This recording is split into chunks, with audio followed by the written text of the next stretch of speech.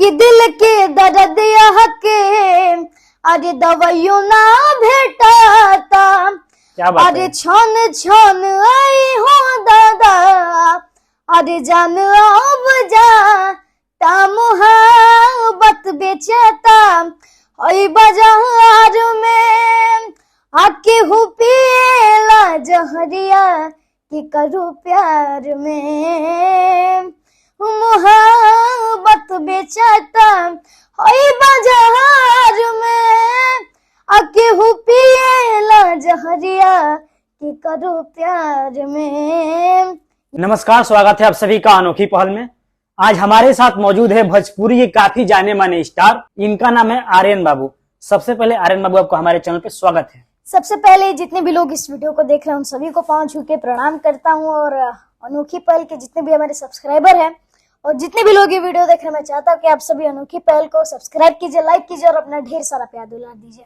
आर्यन बाबू, मैं चाहूंगा कि मेरे दर्शकों को अपने इस सुरीले आवाज में कोई गाना गा के सुनाइए, क्योंकि बहुत ज्यादा आप लोगों को दर्शक सुनना चाहते हैं आपका गाना। बहुत अभी मेरा एक काफी प्यारा गाना जो फटाफट वायरल भोजपुरी से आया है, वो आप सभी को मैं सुनाना चाहूंगा। बिल्कुल। कि पड़तानी पैया सेठ जी ऐसे न करे, हमनी गरीब पर दया तनी करे, पड़तानी पैया सेठ जी ऐसे न करे, हमनी गरीब पर दया तनी करे, जानी हमके घर से भगाए, राउर दे हम सारा पैसा सेठ जी कमाए, राउर दे हम सारा पैसा सेठ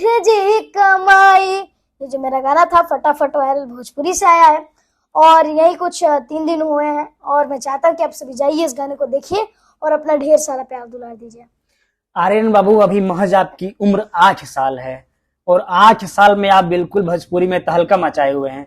चाहे स्टेज शो हुआ या ऐसे कोई गाने हुए, जैसे आपको कोई भी गाना आता है, चाहे स्टेज शो होता है, लोग आपको इतना देखना पसंद करते हैं, बिल्कुल प्यार देते हैं। ये प्यार देखकर कैसा लगता है? बहुत अच्छा लगता है। हमारे जितने भी दर्शकगण हैं इतना ज्यादा प्यार दुलार देते हैं, और मैं चाहूंगा कि ये प्यार दुलार आगे भी बना रहे।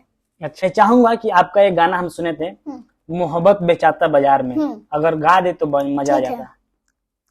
कि दिल के दर्द के अरे दवाइयों ना भेटाता, अरे छन छन आई हो दादा, अरे जान अब जाता मुहाबत बेचता, ओई बाजार में आके हूँ पिएला जहरिया कि करूँ प्यार में मुहाबत बेचता, ओई बाजार में आके हूँ पिएला जहरिया कि करूँ प्यार में।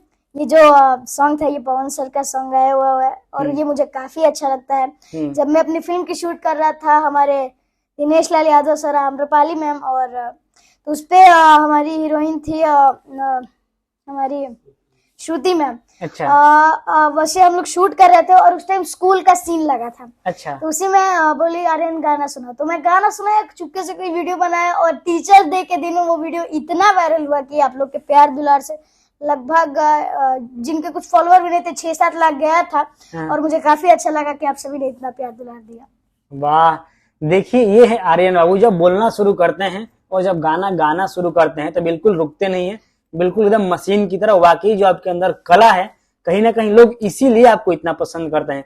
आर्यन बाबू, आपकी उम्र में बच्चे पढ़ते हैं, लिखते हैं, खेलते हैं, कूदते हैं, लेकिन आप अभी महज 8 साल की उम्र में भोजपुरी में, चाहे वो हमने जैसे बताया कि स्टेज से हुआ, ये एल्बम हुआ, अभी आप फिल्मों में भी इनकी डिमांड दी है, काफी फिल्म आपकी आ भी चुकी है और काफी फिल्म भी आने वाली भी है।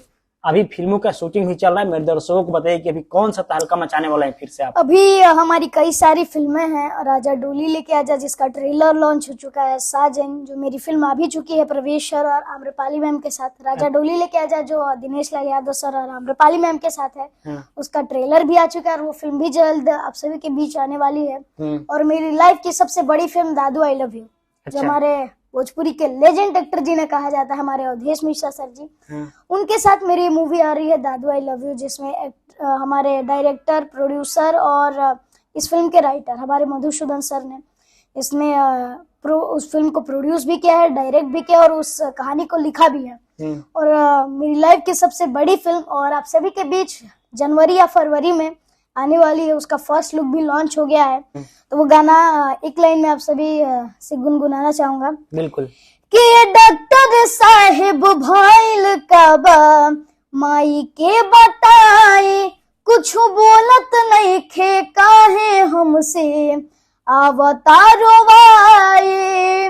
ये डॉक्टर साहेब भइल कबा माई के बताई, कुछ बोलत नहीं खे काहे हमसे अवतारो वाए।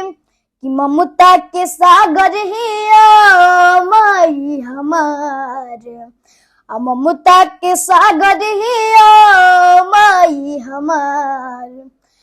कुछ मदद का दे माई हमरो बिया बेमार, कुछ मदद का दे माई हमरो बिया बेमार।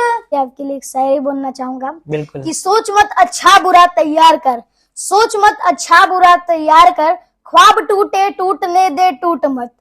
तू हिमालय की बुलंदियों से ना डर, तू हिमालय की बुलंदियों से ना डर, तू है दरिया रास्ता खुद एक अपना तैयार कर। वाह वाह वाह, क्या बात है। तो देख सकते हैं कि आज हमारे साथ खास बातचीत करने के लिए मौजूद थे भोजपुरी काफी जाने माने सुपरस्टार हम कह सकते हैं आर्यन बाबू। बाकी इनसे मिलकर काफी अच्छा लगा, इस इंटरव्यू को करके काफी अच्छा लगा और इसके बाद भी आर्यन बाबू का इंटरव्यू आता रहेगा और अनोखी पहल से इनकी लाइफ के लिए ढेर सारी शुभकामनाएं, बधाई। आप ऐसे ही आगे बढ़ते रहिए। बहुत बहुत धन्यवाद। नमस्ते।